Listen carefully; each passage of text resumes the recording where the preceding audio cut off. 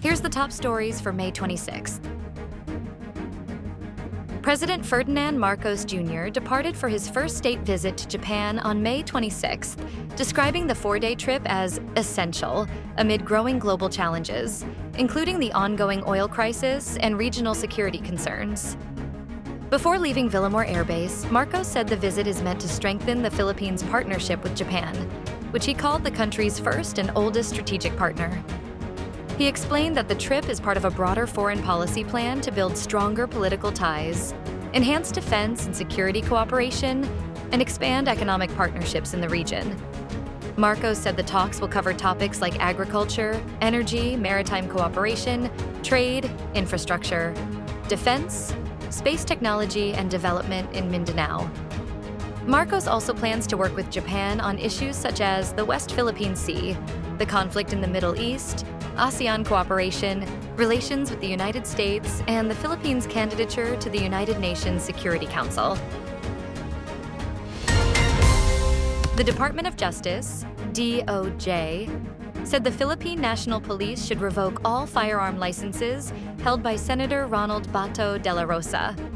Authorities are still searching for him after the International Criminal Court issued an arrest warrant connected to the Duterte administration's drug war.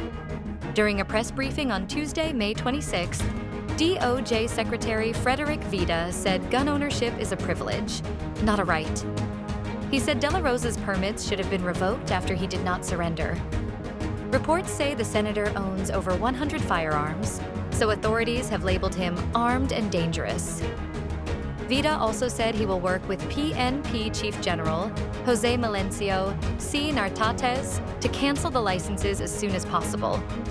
However, the PNP said it has not received a formal request from the National Bureau of Investigation about the license revocation. Senate President Alan Peter Cayetano urged senators from both the majority and minority blocs to focus on national concerns and help preserve an independent Senate amid recent political tensions in the upper chamber. During a privileged speech at the plenary session on Monday, May 25th, Cayetano said public attention should shift away from Senate leadership disputes and political alignments toward pressing issues affecting Filipinos. He noted that debates over leadership changes and charter change were overshadowing concerns such as inflation, the economy, healthcare, and fuel supply. Cayetano called on lawmakers to prioritize discussions on agriculture, agricultural smuggling, fertilizer shortages, rising inflation, and the country's fuel situation, stressing that these are the issues that matter most. The U.S. military said on Monday it carried out self-defense strikes in southern Iran, targeting missile launch sites and boats allegedly laying mines, even as U.S. President Donald Trump claimed negotiations with Iran were proceeding nicely. According to the U.S. Central Command, the strikes were intended to protect American troops from threats by Iranian forces, while still showing restraint during the current ceasefire. Officials did not provide further details on the threats or how the strikes might affect ongoing talks. Trump also said that any future deal to end the conflict should require countries like Saudi Arabia, Pakistan, Turkey, Egypt, Jordan, and Qatar to join the Abraham Accords, which he started in his first term to improve ties with Israel. This idea could make talks harder, since countries such as Saudi Arabia and Pakistan have maintained that any normalization deal requires first establishing a clear path for Palestinian statehood.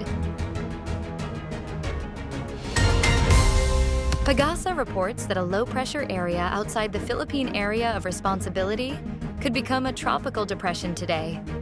As of May 26th, the system was about 1,370 kilometers east of northeastern Mindanao. It may enter PAR by May 28th or 29th and will be called Domeng. According to PAGASA weather specialist Daniel James Villamil, the system will likely move north or northwest, but its path could still change. Its trough is already causing rain in northern and eastern Mindanao. The southwesterly wind flow, or habagat, may also bring rain to Palawan and western Mindanao, including the Zamboanga Peninsula, BARMM, and Sox-Sargan. Meanwhile, Metro Manila and most other areas can expect generally fair weather, with some isolated thunderstorms in the afternoon or evening. PAGASA also said that the possible cyclone could help start the southwest monsoon, which may bring more steady rain to Palawan, Visayas, and Mindanao in the next few days. Stay updated with the latest news. Visit our website at www.mb.com.ph or follow us on social media. Thanks for tuning in to the Manila Bulletin Daily Rundown.